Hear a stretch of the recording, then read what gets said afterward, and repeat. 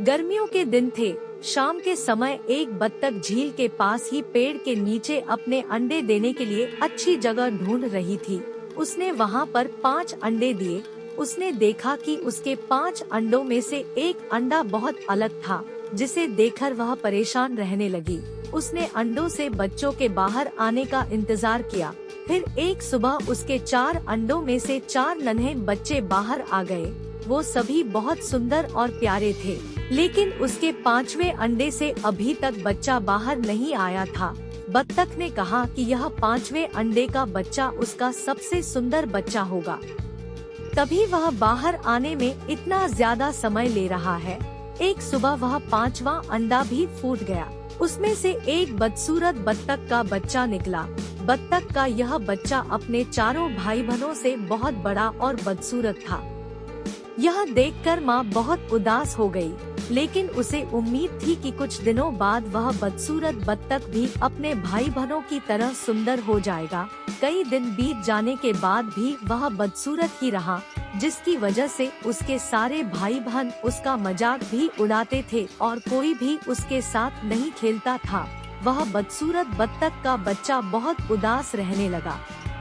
एक दिन झील में अपनी परछाई देखते हुए वह सोचने लगा कि अगर उसने अपने परिवार को छोड़ दिया तो वो सारे बहुत खुश हो जाएंगे। वह किसी दूसरे जंगल में चला जाएगा। यही सोचकर वह किसी घने जंगल में चला गया। जल्द ही सर्दियों के दिन आ गए। हर तरफ बर्फ की बारिश हो रही थी। बदसूरत बच्चे को ठंड लग रही थी। उसके पास खाने पीने के लिए भी कुछ नहीं था। वहाँ से वह एक मुर्गी के घर गया। मुर्गी ने उसे चोंच मारकर भगा दिया। उसी रास्ते में उसे एक कुत्ते ने देखा, लेकिन कुत्ता भी उसे छोड़कर चला गया। बदसूरत बत्तख उदास मन से सोचने लगा कि वह इतना बदसूरत है कि कुत्ता भी उसे नहीं खाना चाहता है। उदास होकर वह बदसूरत बत्तख का बच्चा फिर से जंगल जाने लगा। रास्ते में उसे एक किसान दिखाई दिया। वह किसान उस बदसूरत बत्तख को अपने घर ले गया। वहाँ पर उसे एक बिल्ली परेशान करने लगी, तो वह वहाँ से भी भाग गया और फिर से एक जंगल में रहने लगा। कुछ ही दिनों में बसंत का मौसम आ गया। अब वह बदसूरत बत्तख भी काफी बड़ा हो गया था। एक दिन वह एक नदी के किनारे टहल रहा था।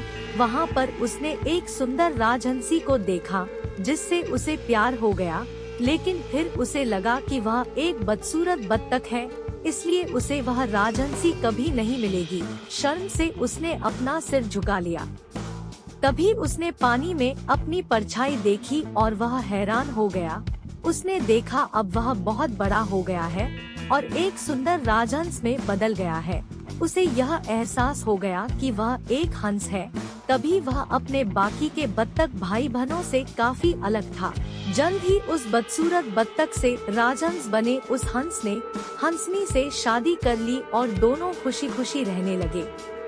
हमें कहानी से सीख मिलती है कि सही समय आने पर हर कोई अपनी सही पहचान कर सकता है।